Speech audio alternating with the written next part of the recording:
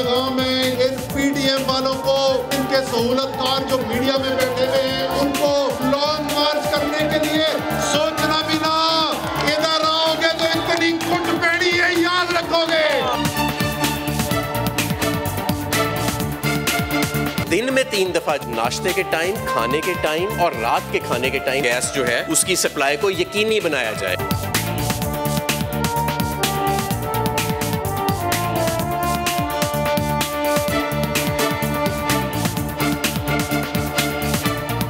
PDM की 8 बातें सिर्फ एक बात कहती है कि मुल्क में फौरी और शिफाफ इंतखाबात कराए जाएं, यही पाकिस्तान के मसाइल का हल है। बिस्मिल्लाहिर्रहमानिर्रहीम, अस्सलाम वालेकुम। प्रोग्राम न्यूज़ बीट के साथ मैं हूं आपका मेज़बान सैयद फवाद ज़ैदी। नाज़रीन, हुकूमत एक बहरान से जान छुड़ा नहीं पाती कि दूसरा बहरान शुरू हो जाता है। चीनी की कीमत का बहरान अभी जारी था कि सर्दियां आते ही गैस का बहरान सामने खड़ा है। हुकूमत बिजली और पेट्रोल भी मुसलसल महंगा कर रही है और अब हुकूमत ने ऐलान किया है कि घरेलू सार्फिन को दिन में सिर्फ 3 वक्त खाना पकाने के लिए ही गैस मुहैया की जाएगी। दूसरी तरफ अपोजिशन ने हुकूमत के खिलाफ तहरीक तेज करने के लिए राब्ते भी शुरू कर दिए हैं। कल बिलावल भुट्टो जरदारी ने मौलाना फजलुर रहमान से मुलाकात की थी और आज मौलाना फजलुर रहमान ने मियां नवाज शरीफ से राब्ता कर लिया है। पीडीएम ने आज महंगाई के खिलाफ कराची में जलसा करके लॉन्ग मार्च की तरफ सफ़र का आगाज़ किया है। हुकूमत को सियासी मुहाज पर अपने इत्तेहादियों से भी मुश्किलात का सामना है। ये बड़ी ख़तरनाक बात है हुकूमत के लिए। इन तमाम मसाइल से हुकूमत कैसे निपटेगी, आज के शो में इस पर तफसील से बात करेंगे। और हमारे साथ शो में हैं आज पाकिस्तान तहरीक इंसाफ से आलिया हमजा साहिबा, मुस्लिम लीग नून से हिना परवेज़ भट्ट साहिबा हमें ज्वाइन कर चुकी हैं और पाकिस्तान पीपल्स पार्टी से कादिर खान बंदोखेल साहब भी हमारे साथ मौजूद हैं। आप तमाम मुअज़्ज़िज़ मेहमानों का बहुत बहुत शुक्रिया शो में ज्वाइन करने के लिए। इन मेहमानों से गुफ्तगू का आगाज़ करेंगे एक ब्रेक के बाद।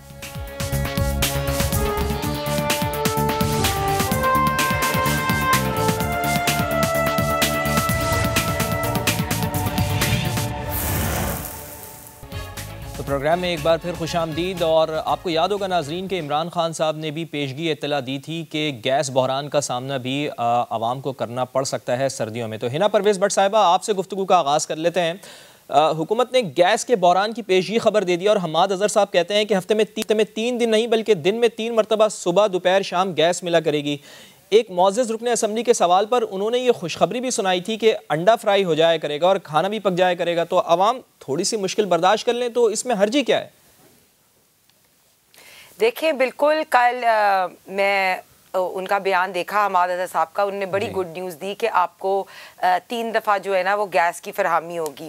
तो बिल्कुल मैं कल से यही सोच रही हूँ कि इमरान खान साहब तो इस मुल्क के लिए कायदे किल्लत बन के मुलव्वस किए गए हैं कि जब से आए हैं तो चीनी की भी किल्लत हो गई है और आटा जो है वो मिलता नहीं है, मार्केट में चले जाएं आटे की भी किल्लत है। और आपको पता है यकीनी तौर पे मैं आपको कहूँ पंजाब में बल्कि लाहौर में अगर आप पैराडोल चेक करने जाएंगे ना तो पैराडोल की भी किल्लत है।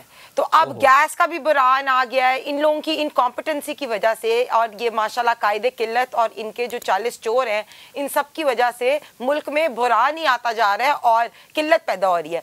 लेकिन आपने एक बड़ी इम्पॉर्टेंट चीज़ 2 चीज़ों से स्टार्ट किया जिससे आपने असद उमर साहब की एक स्पीच दिखाई। नहीं, असद उमर के ऊपर मैं आऊँगा, दूसरे सेगमेंट में आऊँगा। आप इसके ऊपर अपने कंप्लीट कर लें बात। और मैं आपको सिर्फ बता देता हूँ कि जो गैस बहरान है ना इसकी जिम्मेदारी मुस्लिम लीग नून पर डालती है हुकूमत। वो कहते हैं कि शाहिद खाकान अब्बासी ने मनपसंद कंपनी को LNG टर्मिनल का ठेका दिया था, महंगे दामों 15 साल मुआहदा उन्होंने किया, इस वजह से हम मुआहदे में फंसे हुए हैं। ये काम आपने महंगी बिजली के मुआहदे करके भी किया। ये मेरी आपके साथ इससे पहले भी शोज में डिबेट हो चुकी है। आपको पता है कि इनकी अपनी इनकॉम्पिटेंसी की वजह से, और हमाद अज़हर साहब 2-3 बार शाहजेब खानजादा के शो पे भी आए हैं और उन्होंने भी प्रूव कर दिया है कि हमाद अज़हर साहब और नदीम बाबर साहब ने दोनों ने गलत बयानी की। इन्होंने सही टाइम पे LNG की गैस जो है वो मंगवाई नहीं। और जब अभी इन्होंने जो किया वो $30 पे इन लोगों ने कॉन्ट्रैक्ट किया। तो बिल्कुल इसमें इनकी अपनी इनकॉम्पिटेंसी है। इन्होंने झूठ बोलने की कोशिश की कि अभी भी ये अपनी फेल्ड इनकॉम्पिटेंसी नहीं मान रहे। और हम सिर्फ इसकी बात ना करें, हम बाकी चीजों की भी बात करें। आप देख ले कि इन्फ्लेशन इस वक्त कितनी है। अभी ब्यूरो ऑफ स्टैटिस्टिक्स की हफ्तावार महंगाई में बड़ी है, शरह बड़ी है इसकी। 1.81% इंक्रीज हुई है। इस वक्त इन्फ्लेशन रेट 17% है और लो इनकम ग्रुप के लिए 18% है। टमाटर की जो प्राइस है वो 23 रुपए पर किलो जो है बढ़ गई है। ये 22 से 23 अशिया जो एवरीडे यूज किए हैं उनकी प्राइस बढ़ गई है।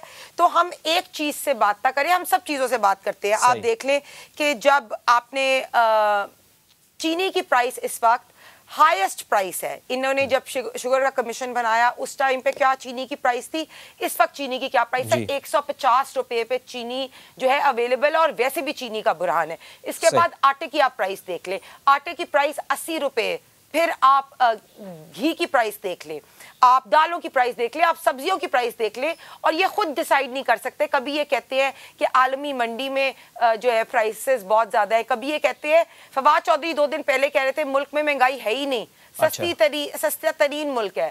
फिर शेख रशीद साहब, फवाद चौधरी तो ये कह रहे हैं कि मुल्क में महंगाई नहीं है। जरा कादिर खान मंदोखेल साहब से भी उनका पॉइंट ऑफ व्यू लेने थे गैस बहरान के हवाले से। मंदोखेल साहब, आपने भी हम्माद अजहर का बयान सुना होगा सर। आपकी जमात की पार्लिमानी लीडर शहरी रहमान साहिबा ने सवाल उठाया था कि हुकूमत घरेलू सार्फिन को हफ्ते में 3 दिन गैस फराहम करेगी। इस पर हम्माद अजहर साहब ने कहा था हफ्ते में 3 दिन नहीं, हम दिन में 3 मरतबा गैस की फराहमी यकीनी बनाएंगे। सर कम से कम गैस मिल रही है सर्दियों में, वो पुराने वाले हालात तो नहीं होंगे ना कि गैस आती नहीं थी? इसको तो क्रेडिट देना चाहिए आपको, हुकूमत को। बिल्कुल देंगे क्रेडिट। 8वीं पाकिस्तान को इथोपिया बना दिए इन कमबख्तों ने। इनको जरा सा भी शर्म आया नहीं है कि वो क्या कर रहे हैं, वो क्या बोले जा रहे हैं।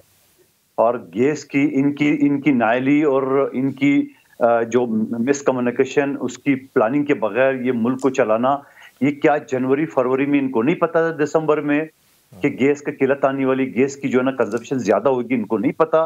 ये मुल्क को कहाँ ले जा रहे हैं? आप मुझे बताओ कि महंगाई का आपके सामने भट्ट साहिबा ने पूरा तफसील आपको बता दी है। उसके बाद जाके ये पुरानी हुकूमत ये कब तक पुराने पे डालते रहेंगे? आज 3.5 साल गुजर गए, उन्हें तो 3 साल में नया पाकिस्तान बना के और 3 महीने में पता नहीं क्या करना था उन्होंने। नया क्या और पुराने का भी बेड़ा घर करके बैठे हुए, इनको जरा से भी एहसास नहीं है महंगाई का। आप मुझे पूरी दुनिया में एक मुल्क बता दे जहां गैस में इस तरह डॉक्टर की दवा की तरह सुबह दोपहर शाम मिलेगी। ओ भाई, सुबह दोपहर शाम मिलेगी। उसके बाद आप मुझे बताओ जो सर्द इलाके वो क्या करेंगे? उसके अलावा जो ये फैक्ट्रियां हैं वो क्या करेंगे? वो जो सीएनजी गाड़ियां हैं वो क्या चलेंगे, कहाँ जाएंगे? तो इनको पता नहीं। आज ही पता चला कि ये गैस कमी है। ये ने जो मुआहदे देर से की है, ये पाकिस्तान का कसूर है या लेकिन कादिर खान साहब, अगर किसी चीज की पाकिस्तान में कमी है तो उसकी मैनेजमेंट भी तो हुकूमत ने करनी है ना। जाहिर है उसको इंडस्ट्री भी चलानी है, घरेलू सार्फिन को भी देनी है, तो मैनेजमेंट करनी है। ये कल रात अल्फ उठाए उन्होंने, ये कल रात अल्फ उठाए उन्होंने। तो अभी कोरोना कर रहते हैं, दुनिया में महंगाई करे, क्या दुनिया में गैस की किल्लत है? वो आसिफ अली जरदारी के दौर में ईरान पाकिस्तान गैस पाइपलाइन जहां वो बॉर्डर तक मुकम्मल हो गया, उसके बाद 1 इंच आगे बढ़ा। आप मुझे बताओ उनके ऊपर क्या प्लानिंग की है? फिर वो रशिया के साथ जो मुआहदे वो इनको क्या किया उन्होंने? और फिर ये जून जुलाई में इनको नहीं पता, जून जुलाई के बाद दिसंबर में भी आना है, जनवरी फरवरी में भी आना है, जहां शदीद सर्दी होगी। ये नहीं आज ये सारी कुएं चेक कर लिए, आज उन्हें सारे ये गैस प्लांट चेक कर लिए, जिसको कुछ नजर नहीं है। खुदा का खौफ काले, ये लोग कहाँ लेके जा रहे पाकिस्तान को? खारजा पॉलिसी इनकी फेल, दाखिला पॉलिसी इनके फेल, माशी पॉलिसी इनकी फेल। और आप ये देख रहे सॉरी, ये पार्लियामेंट में घुटने टेक ली है। आज हमने 2 बिल इसी हफ्ते हमने पास करा है। इनके पार्लियामेंट वाले इशू के ऊपर आता हूं मैं। पहले ये गैस बहरान का भी जवाब ले लूं ना। आलिया हमजा, अब आप मुझे बताओ गैस का बहरान, जी गैस का बहरान का इन्हों आज ही पता चला। ये हम्माद अजहर ये जो बैठा हुआ है, ये जो पहले वजीर खजाना 7 दिन के लिए बना था उसको, इसके बाद उनके पीपल्स पार्टी के 2 वजीर खजाने लेके बैठे हुए। खुदा का खौफ का लिए पाकिस्तान को कहां लेके छोड़ेंगे? अल्लाह ना करिए 1.5 साल पूरा करेंगे, कपड़े उतार देंगे लोगों के। चलें जी, सवाल पूछ लेते हैं ना जी। 3 साल हो गए आलिया हमजा साहिबा, गंदम, चीनी, अद्वियात के जायद बिल्स और पेट्रोल बहरानों समेत कोई ऐसा बहरान नहीं है आलिया जो ना आया हो। लेकिन अब हुकूमत खुद अवाम को बता रही है कि फला बहरान आने वाला है। लेकिन क्या गैस बहरान से निपटने का वाहिद हल ये है कि अवाम को सिर्फ सुबह दोपहर शाम गैस दी जाए? और हिना परवेज भट्ट तो ये कह रही हैं कि कायदे किल्लत बन गए इमरान खान साहब, उनकी हुकूमत आ रही है तो हर चीज़ की किल्लत हो रही है।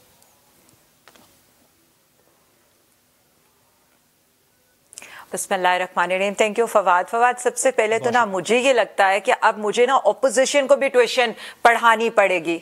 एक इंटरेस्टिंग सिचुएशन ये है कि ये असल में वो जो कायदे इल्लत है ना लंदन वाले, उनकी शागिर्द हैं, इसलिए ये ऐसी बातें करती हैं। ये भूल जाते हैं नून लीग के वक्त क्या सूरत हाल थी। सर्दी कम होने की वजह से नाश्ते खाने के औकात, रात के खाने के औकात में गैस आती ही नहीं थी।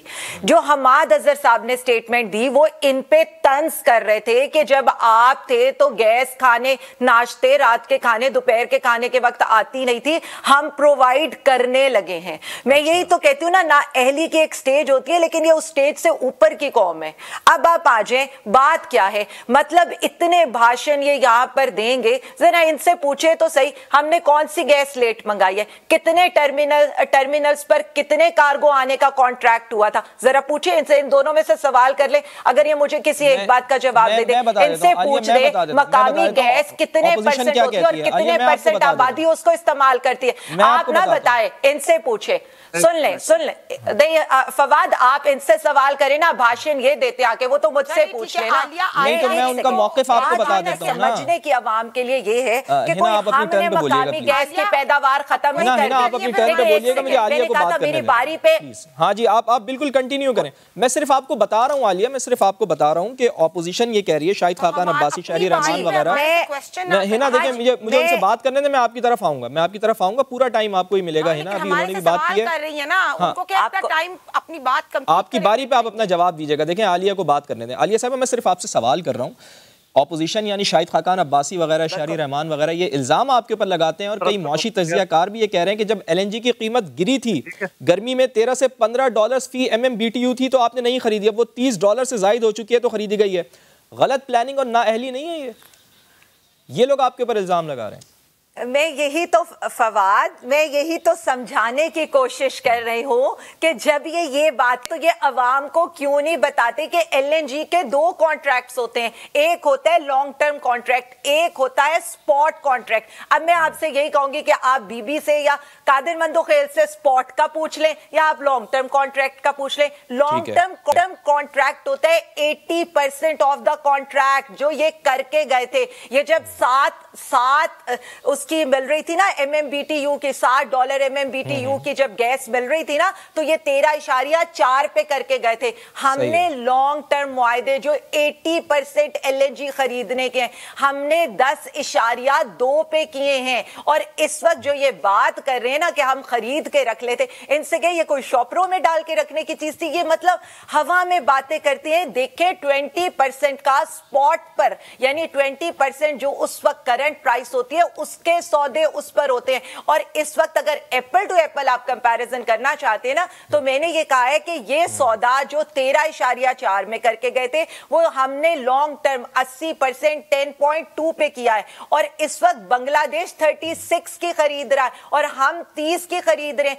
एप्पल टू एप्पल कंपैरिजन करें, दुनिया के अंदर क्या हो रहा है उसको भी ये देखा करें। और प्लस ये जो कुदरती गैस की बात करें ना, कुदरती गैस मकामी पैदावार है। आगे जाने मुझे सिर्फ एक सवाल का जवाब दे दें। ऑपोजिशन की बात को हम छोड़ देते हैं, ऑपोजिशन की बात को हम छोड़ देते हैं, आप स्ट्रेट क्वेश्चन का जवाब दें। एक सेकंड देखिए, मैं उनकी बात ही नहीं करी, मैं तो समझाने की कोशिश कर रही हूं कि इस वक्त बात सिर्फ इतनी है, जब ये लोग यहां पर बैठ के गुमराह करते हैं, पहले ये बताएं महंगे सौदे इन्होंने किए, हम तो उन सौदों को सस्ता कर रहे हैं। महंगे प्लांट्स ये लगा कर गए, हम महंगे प्लांट्स पर लेने की बजाय, कोई भी करप्शन या किकबैक्स लेने की बजाय हम डम बना रहे हैं, मईशत को बरामदात पे डालकर ये गए। हम तो दोबारा से मईशत को चलिए जी, आप अच्छा काम कर रहे हैं। आप लोगों का ये कहना है कि जो इन्होंने सौदे किए हैं उसको दुरुस्त करने की कोशिश करें। मुझे सिर्फ स्ट्रेट क्वेश्चन का जवाब दे दें कि ऑपोजिशन को छोड़ दें आप। क्या सर्दियों में गैस की किल्लत होगी, गैस की किल्लत होगी या लोड मैनेजमेंट प्लान के तहत ही आप गैस फराहम करेंगे? बाकी लोगों को भी टाइम दें। नहीं, मैं आ रहा हूँ ना। देखिए, मैंने आपको भी टाइम दिया है, अभी आलिया से बात करूं, मैं आपकी तरफ दोबारा जी। मैंने आपको ये बता दिया, मैंने क्लैरिफाई कर दिया है, मैंने आपको क्लैरिफाई कर दिया कि जो हालात PMLN के दौर में थे ना, ये बिल्कुल नहीं होने लगे। पिछले 3 साल ना ऐसी कोई गैस की लोड शेडिंग अवाम को बर्दाश्त करनी पड़ी है, जो इनके दौर के अंदर चूल्हे हमारे बुझ गए थे, हमारी इंडस्ट्री बंद हो गई थी। माशाल्लाह 3 साल से हमारी इंडस्ट्री भी चल रही है और इस वक्त हमारी हाईएस्ट एक्सपोर्ट हो रही हैं, और जब हम ये साल एंड करेंगे ना तो इंशाल्लाह ताला $30 बिलियन हम क्रॉस करेंगे, और हमारी इंडस्ट्री जो चल रही है हम सबको इक्वली प्रोवाइड करेंगे। आज एक्सपोर्ट सेक्टर को हम चलिए ठीक हो गया जी, ठीक हो गया, आपका नैरेटिव आ गया, आपका पॉइंट आ गया जी। हिना की तरफ मुझे जाना है, आया हुआ है और वहां पर 100 यूनिट्स आपका नुक्ता आ गया है। आलिया, आप कह रही हैं कि गैस प्रोवाइड होगी, और जिस तरह से नून लीग के दौर में गैस मिलती नहीं थी सर्दियों में, उस तरह से कम से कम ऐसा नहीं होगा, 3 टाइम तो गैस मिलेगी। आलिया साहिबा, हुकूमत ने तो आपको वार्निंग भी दे दी है और ये कहा है कि अगर हिना, अगर आप लोग इस्लामाबाद की तरफ आए तो बहुत मार पड़ेगी। आप जो स्टेटस को की कुव्वतें हैं वो इस्लामाबाद का रुख करने का सोचे भी नहीं। इसका मतलब है कि हुकूमत तो सख्ती से डील करने के लिए आपके लिए अब जा रही है, तो अब आप लोग क्या करेंगे? असद उमर साहब ने भी, जिस तरह आप पहले भी कह रही थी, उन्होंने भी बड़ा सख्त बयान दिया है। वो भी ये कह रहे हैं कि अगर आप लोग यहाँ पर इस्लामाबाद आए तो आपको बहुत मार पड़ने वाली है। फवाद, सबसे पहले तो आलिया ने मुझे कहा कि हम इनको भी ट्यूशन देंगे, तो बिल्कुल आप उस्तानी होंगी। आप पीटीआई के स्टूडेंट्स को और कारकुनों को इकट्ठे करके उनको ज़रूर ट्यूशन दें। हमें आप लोगों की गुमराही की ट्यूशन की ज़रूरत नहीं है, क्योंकि आपका एक अरस्तू जो है वो फेल होके ऑलरेडी फाइनेंस मिनिस्ट्री में आया था। असद उमर साहब जो है वो फेल्ड फाइनेंस मिनिस्टर थे, उसके बाद से आपने सारे फाइनेंस मिनिस्टर्स उधार पे लिए हैं बाकी पार्टियों से।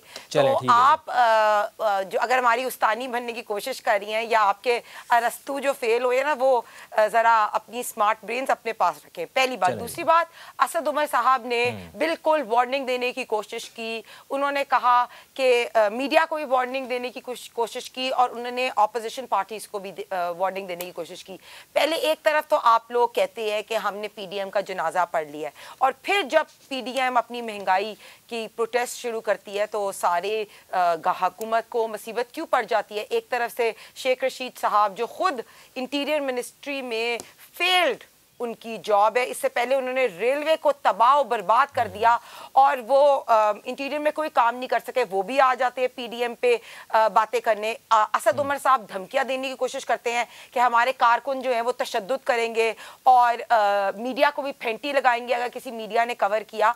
तो हमें पता है कि आप लोग उड्डे हैं, हमें पता है आप लोग बदमाश हैं, तो लेकिन इस तरह चीज़ें अच्छी नहीं लगती कि टीवी पे आके असद उमर साहब भी जो है आके मीडिया को भी धमकियां दें और ऑपोजिशन को भी धमकी दें। और इससे पहले मैं सबसे पहले मजम्मत करना चाहती हूँ, कल गुलाम सरवर साहब ने जो मियाँ साहब के लिए इतनी गलत ज़बान इस्तेमाल की। गुलाम सरवर साहब शायद भूल गए हैं कि उन्होंने पीआईए को कैसे डुबाया, वो शायद भूल गए हैं कि उनको रिंग रोड स्कैंडल में एनआरओ मिला है, इसीलिए उनको लगता है कि ये सारे के सारे तर्जुमान हैं, इन्होंने पैसे पूरे करने आके इमरान खान साहब की वफादारी में ऐसी बातें करें। तो ताबूत जो है ना वो बिल्कुल तब्दीली जो है वो ताबूत में आ गई है इनका नया पाकिस्तान। लेकिन ऑपोजिशन को दबाव में देने के लिए ये बयानात तो दिए जा रहे हैं। आपके ख्याल में तहरीक इंसाफ के कारकुनान की भी जहन साजी तो हो रही है ना इन बयानात से, जिस तरह के गुलाम सरवर खान साहब ने बयान दिया है या असद उमर साहब ने बयान दिया है? देखिए, इससे इनकी रियलिटी जो असल में इनका चेहरा है ना, मैं बड़े खुश हूं कि इनकी जो चेहरा है वो आवाम के सामने आ गया। ये अपनी काबीना को बुला के कहते हैं हमारी हुकूमत की अच्छी चीजें बताओ। भाई, आपकी हुकूमत की अच्छी चीजें होंगी तो बताएंगे। आपने सबसे ज्यादा कर्जा लिया और क्या किया, लंगर खाने खोले, और वो भी लंगर खाने किसी लोग कहते कि इन लोगों ने कोई पैसे उसमें नहीं लगाए। इसके बाद आप जरूर करें, लेकिन आपने महंगाई, इन्फ्लेशन हाईएस्ट तरीन मुल्क में, जीडीपी कम, सबसे कम, बेरोजगारी मुल्क में, जो आपने आपकी नौकरियों की बारिश होनी थी वो हो गई, बेरोजगारी मुल्क में बढ़ गई है। अभी ये बात कर रही हैं खाने की, तो आप पार्लियामेंट के बाहर देखें किस तरह फैमिलीज एहतजाज कर रही हैं। आप अभी अपने कैमरामैन को ले जाएं कल और बाजार में ले जाएं, आटे की प्राइस चेक कर लें, चीनी की प्राइस चेक कर लें। एक बंदा जिसका 20,000 रुपए, अच्छा, आटा चीनी से आगे निकले, मुझे ये बताएं कि आपके दौर में भी केपी से वजीर आला आ रहे थे अपना जुलूस लेके वहाँ से एहतजाज करने के लिए इस्लामाबाद की जानिब, तो उनकी भी तो फेटी लगाई गई थी। फिर अगर ये भी वही काम कर रहे हैं तो इसमें क्या गलत है फिर, हिना साहिबा? देखिए, इस तरह के बयानात कोई भी दे तो which is not justified. I will not, मैं सबसे पहले तो यही कहूंगी कि इस तरह के बयानात किसी को भी नहीं देने चाहिए। ये मैं ये बात कंडेम कर रही हूँ, इनको भी चाहिए कि ये असद उमर की और बाकी गुलाम सरवर की और जितने गलत लोग बातें करते हैं ना उनको कंडेम करे। हमें टीवी पे आके ना तशद्दुद की बातें कि हमारे कारकुन जो है वो तशद्दुद करेंगे दूसरी पार्टियों पे, या हमें मीडिया के ऊपर हम इस तरह करेंगे, इस तरह की चीजें कोई भी party regardless of any party is not welcome. ठीक है जी। मंदोखेल साहब, आपके सामने है कि हुकूमत ने पीडीएम को धमकियां और वार्निंग देना शुरू कर दी है, और वो भी किसी आम रहनुमा की तरफ से बात नहीं हो रही है सर। असद उमर साहब बड़े पढ़े लिखे आदमी हैं, इस्लामाबाद मत आना वरना बहुत मार पड़ेगी, ये वो कह रहे हैं।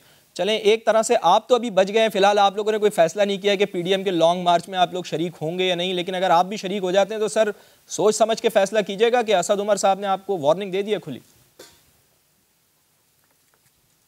असद उमर को अपनी कैद याद नहीं है, जिस तरह वो चलांगे दीवारों सा लगा रहा था। असद उमर को अपने कैद की बुजदलाना हरकतें याद नहीं है, जहां इस्लामाबाद की अदालतों से 1.5 साल तक छुपा रहा।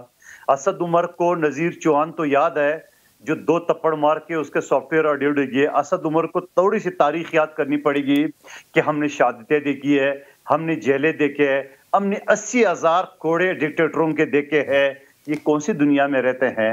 वो जाके अपनी ये सारी चीज अपनी कैद को बता दे, उनको डरा दे कि तुम अगर वो कहते तेरे क्या बनेगा कालिया जो तू अपोजिशन में होंगे। ये हम पीपल्स पार्टी वाली जाले, हमने ये सब कुछ देखे। आइए पंजा आजमाए, जिस दिन मेरे क़यादत ने फैसला किया है हम वही असद उमर के सामने होंगे और इंशाल्लाह फिर देखेंगे।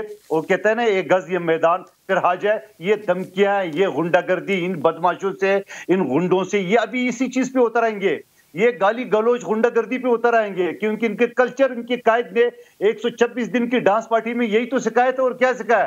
कौन सी तरकीब दी है? शलवारें लटकाओ सुप्रीम कोर्ट में, पीटीयू पे हमला करो, आग लगा दो इलेक्शन कमीशन को, ये करो, ये गुंडागर्दी, ये सारी सियासत। लेकिन इनको पता नहीं है पीपल्स पार्टी का। चलें, अच्छा, कल बिलावल भुट्टो जरदारी की भी मौलाना फजलुर रहमान से मुलाकात हुई है, इन हाउस तब्दीली की भी बातें हो रही हैं। क्या हुकूमत गिराने जा रहे हैं? क्या सोच रहे हैं कादिर खान मंदोखेल साहब आप, या 2 साल देंगे अभी? देखिए बिलावल भुट्टो साहब तो पहले दिन से इनका ये पीपल्स पार्टी का मोटिव था कि पंजाब गवर्नमेंट ये है पकड़ू 11। आप कराची के रहने वाले, ये जबान अच्छी तरह से, पकड़ू 11 है। इधर से पकड़ के, उस मोहल्ले से पकड़ के, इस पकड़ के। वो 200 लोगों के जो माशी टीम था, जिसका सरगना चाइना के अरस्तु असद उमर थे, तो फेल हो गए सबसे पहले। फिर पीपल्स पार्टी का आफिस शेख को लिया, फिर इसी अमाद अजहर को लिए एक हफ्ते के लिए, फिर उसके बाद फिर वो फेल हो गए। आपके पास क्या हाल है कादिर खान मंदोखेल साहब? वो तो फेल हो गए। हमारे पास ये हाल है, हमारे पास ये हाल है, हम कोई इमरान नियाजी की तरह गुंडागर्दी की, बगावत की, दिल जलाने की, उंडी के जरिए पैसे लाने की, सुप्रीम कोर्ट पीटीवी पे या हमले करने की हम कोई तरगीब नहीं देने वाले। हम जमहूरी लोग हैं। हमारा यही अपोजिशन से कहना था और कहना है मौलाना फजल रहमान साहब के सामने, नवाज शरीफ साहब के सामने, कि आइए, ये पकड़ू 11 है, इनके पास मेजॉरिटी नहीं है। और खुद इनको पता है मलाइका साहिबा को कि अभी पिछले दिनों में एक बिल हमने हुकूमत की रिजेक्ट करा दी, 2 बिल हमारे सुप्रीम कोर्ट, हाई कोर्ट के जजेस की मेरिट पे तैनाती का वो हमने पास करा दिया, तहरीक पास कराया, अब कमेटी पे चला गया, उसी कमेटी के मेंबर हो। दूसरा नून लेकर जावेद हुसैन साहब का सवाल, महंगाई कैसे कम करेंगे, गैस का बहरान कैसे कम करेंगे, डॉलर को कैसे कम करेंगे? मुझे ब्रेक लेनी है कादिर साहब। ब्रेक से पहले मैं आली हमजा साहिबा से भी यही सवाल पूछ लेता हूँ। असद उमर साहिबा, माफ कीजिएगा, आली हमजा साहिबा, असद उमर साहब ने जो बयान दिया है, क्या इसकी जस्टिफिकेशन हो सकती है? अब क्या इस तरह से आप लोग रोकेंगी ऑपोजिशन को, और फिर जिस तरह से मीडिया को उन्होंने तनकीद का निशाना बनाया है, उन्होंने कहा जी कुट लगेगी, तो इसकी क्या वजाहत है आली हमजा साहिबा? फवाद साहब, मैं उस पर तो बाद में आती हूँ ना, और मैं एक एक पॉइंट पर जवाब दूंगी। पहले मैं ये बता दूं, ये जो बात करती है ना, वाकई ही इन पटवारियों की इतनी स्टंटेड ग्रोथ है कि मैं तो इनको टीच नहीं कर सकती, तो इसलिए इस बात को तो छोड़ दें। अब मैं सिर्फ इतना बताऊंगी, पाकिस्तान में फूड इन्फ्लेशन तो हमारी नाअहली की वजह से, जो पूरी दुनिया में फूड इन्फ्लेशन हो रही है, वो किसकी वजह से, ये बताना पसंद करेंगी? फिर उसके बाद इन्होंने कहा, बीबीसी इकोनॉमिस्ट पढ़ेंगे, CNN पढ़े, वहां पर वो कह रहे हैं 30-30 साल के रिकॉर्ड टूट गए, 70-70 साल के रिकॉर्ड टूट गए। वहां पर लोगों के हालात, एनर्जी क्रंच आया है। यहाँ पर पाकिस्तान को हम जिस तरह से अपने टैक्सेस करके रेस्क्यू करें, अगर इनको नहीं पता तो उस पर कमेंट ना करें। फिर इन्होंने कहा महंगे कर्जे ले लिए, जरा मैं इनके महंगे कर्जे आपको बता दूं। 49 अरब का इन्होंने कर्जा लिया था, अरब डॉलर का, वापस जो इन्होंने किया 5 सालों की मैं बात सुना रही हूँ, 27 अरब का वापस किया, और यानी आपका एंड रिजल्ट आ गया 22 अरब डॉलर का। यानी ये 22 अरब डॉलर सारा का सारा झोंक कर गए अवाम के पैसे का।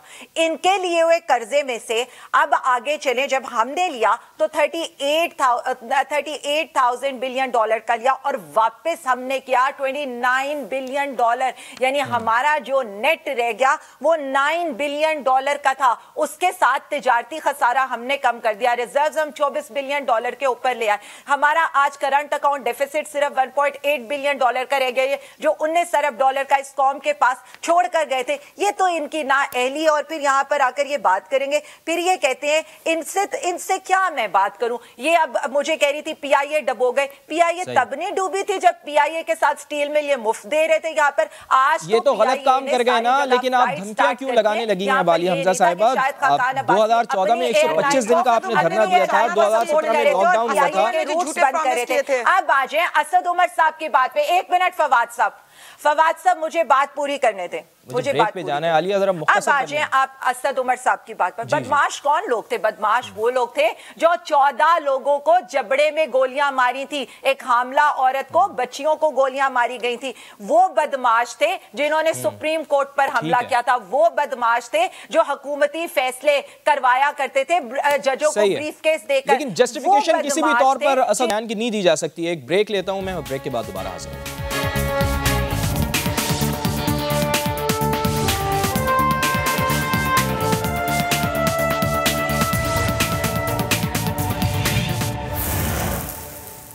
प्रोग्राम में एक बार फिर खुशामदीद। हिना, लॉन्ग मार्च पर सिर्फ पीडीएम ही राजी है, पीपल्स पार्टी तो इन हाउस चेंज की बात कर रही है। आप समझती हैं कि पीपल्स पार्टी के बगैर लॉन्ग मार्च का असर होगा और इस तरह हुकूमत चली जाएगी? चूंकि मिसाल तो ये हमारे सामने है कि पाकिस्तान की तारीख में आज तक कोई हुकूमत लॉन्ग मार्च से कम नहीं गई है। पहले तो मैं आपसे थोड़ी सी इकोनॉमी की, आलिया ने बहुत बातें की, मैं इनको थोड़ी सी चीजें याद दिलाती जाऊं। लॉन्ग मार्च की बात कर लें, आखिरी सेगमेंट है, वक्त मेरे पास बहुत कम है, फिर मेरा सवाल रह जाएगा, इसका जवाब रहेगा। प्लीज आप इसके ऊपर बात करें। Aliya and then answer the long march, ठीक है? जो रियलिटी है कि स्टॉक मार्केट जो है वो प्लंज कर गई है। डॉलर इस वक्त ऑल टाइम हाईएस्ट है।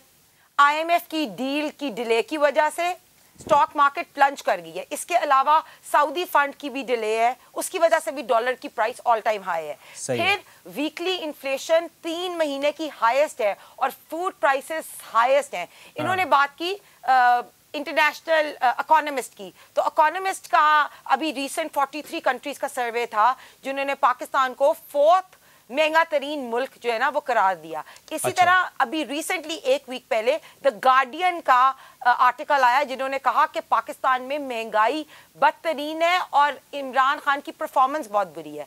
तो हम तो ऑपोजिशन बात करती है महंगाई की क्योंकि हम तो अवाम की वोटों से आए हैं, लेकिन मुझे बताएं आपके इत्तेहादी, कल भी आपके इत्तेहादी ने कामिल अली आगा साहब ने बयान दिया कि इमरान खान साहब तो सिर्फ स्पीकर से बजट सेशन के पहले मिलने आते हैं, और आज उन्होंने आपको याद करा दिया कि आपको सेनेट में याद नहीं है। तो मैं आपको ये बताऊं कि जिस वक्त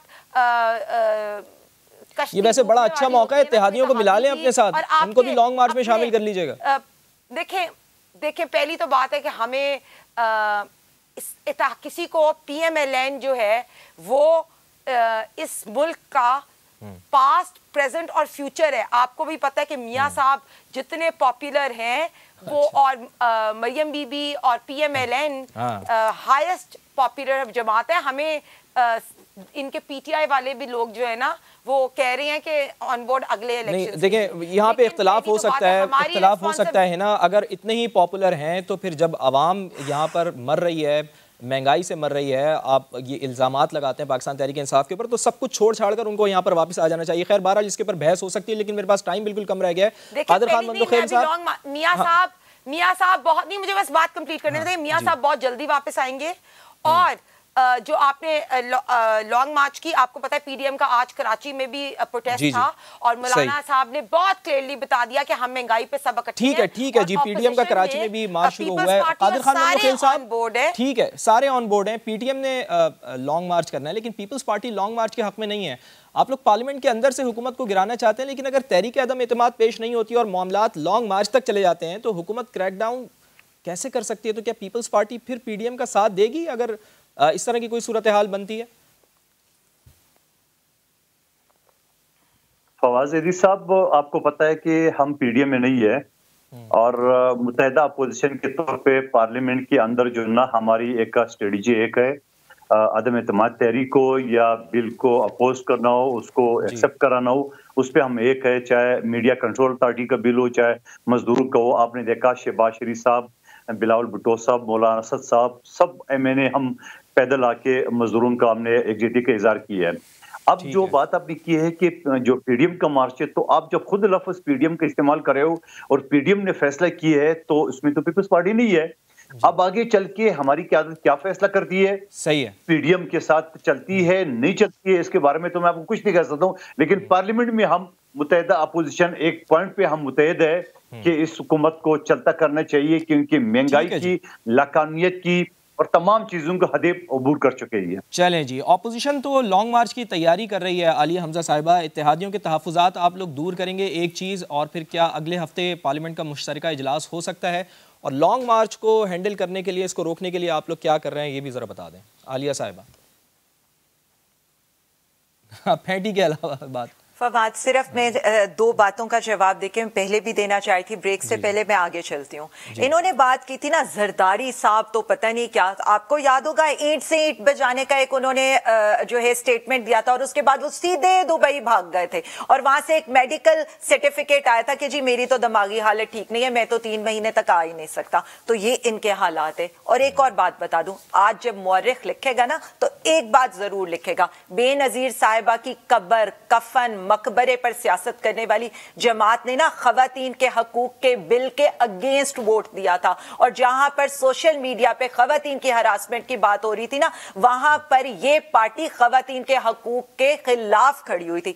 फिर बीबी ने कहा, जी बिल्कुल आपके कायदे इल्लत साहब तशरीफ तो लेकर आए, हम निहारी पाए की देगे पका के एयरपोर्ट ले जाएंगे, हार लेकर जाएंगे उनका इस्तकबाल करने के लिए, रेंट अ क्राउड भी देंगे, हम खुद देंगे, छोटे मियां साहब की तरह हम माल पे गोल गोल नहीं घूमेंगे, उन्हें आने तो दें, वो आए तो सही, आके लीड तो करें कुछ। यहाँ पर वो जो बीमारी का बहाना 50 रुपए के स्टाफ पेपर पर जाकर वहां पर बैठे हो ना, उन्हें कहे आए तशरीफ लाए, मैदान दिए, घोड़ा दिए, हम ना पहले फवाद रोटी चीनी प्रोवाइड कर दें। फवाद मेरी बात सुने ना, वहां से हम उन्हें जेल में लेकर जाएं या जहां भी लेकर जाएं, जगह तो उनकी जेल में ही है ना। वो आकर निहारी और पाए की बात ना करें ना, फिर स्ट्रेट बात करेंगे, वो आए और जेल जाएं, इसी वजह से तो वो नहीं आते। काटते थे, जरदारी साहब भी कहते थे मच्छर काट के लंदन भागे थे, आए तो सही, आके जेल का मुकाबला करें। चले हिना बात कंप्लीट करने दें। अवाम के साथ अगर उन्हें इतनी हमदर्दी है, खुद वो वहां जाकर चहलकदमी करे। यहाँ पर उनके लोग जो है शेर के नारे लगाए, अपने बेटे उनके प्रोटेस्ट करे ना, यहाँ पर लोगों के बेटे से वो बच्चों से वो कहे कि वो लॉन्ग मार्च का हिस्सा बने। मतलब ये कौन है, औलाद को लेकर आए, अपने बेटों को लेकर आए, जो कहते हैं हम तो पाकिस्तानी शहरी ही नहीं है, ये कैसी। और मैं जहां तक इत्तेहादियों का बात बता दूं, इत्तेहादी they are like a family to us, बहन भाइयों की तरह है। उनके जो भी तहफ्फुज़ात होंगे, पाकिस्तान तहरीके इंसाफ उनके सारे तहफ्फुज़ात दूर करेगी, मिलके बैठेंगे। और अच्छा है ये जो कानून साजी है, ये कोई सियासी मसला नहीं है, कौमी मसला है, अवाम के मफाद के फैसले करने। हमने सुना अभी से फोन शुरू हो गए इत्तेहादियों को। सब ने पहले भी ऑपोजिशन को दावत दी थी, हम भी रिक्वेस्ट करते हैं कि सब आकर बैठे, आए और अवाम की बात का जवाब देते हैं। हिना कह रही है कि वो कह रही है कि अभी से फोन आना शुरू हो गए। कभी मेरी चिड़िया ने मुझे इन्फॉर्म किया है कि इत्तेहादियों को फोन आना शुरू हो गए। हाँ जी, इत्तेहादियों को फोन आना शुरू हो गए, हिना कह रही है। ये अभी नजम सेठी साहब ने ट्वीट किया। जी अब मैं क्या कह दूं, मैं अब क्या कहूं। नजम सेठी ये जादू मंत्र चिड़िया यही बताती हूँ कि हमें तो पता था, हमारा तो कभी पेज फटा ही नहीं है, जिस पेज के पीछे दौड़ के चलना है, दिमाग से नंबर 4 के बाद चक्कर लगाते रहे और सीवी लेकर पहुंचते रहे। माशाल्लाह इनको हर तरफ से नाकामी का किश्ती डूबने वाली है, इनका पेज जो है डूबने वाली है, ये बेदिमाग इंसान है। उससे अगले सालों में भी ये सड़कों पर ही रहेंगे। और अगर ऑपोजिशन को कश्ती है तो इसका एक वाहिद तरीका है कि तहरीक अदम एतमाद पेश कर दिया। जब तक तहरीक अदम एतमाद पेश नहीं होती, उस वक्त तक इस हुकूमत के बारे में कुछ नहीं कहा जा सकता। बहुत शुक्रिया प्रोग्राम देखने के लिए। आपसे मुलाकात होगी कल, तब तक के लिए अल्लाह ने।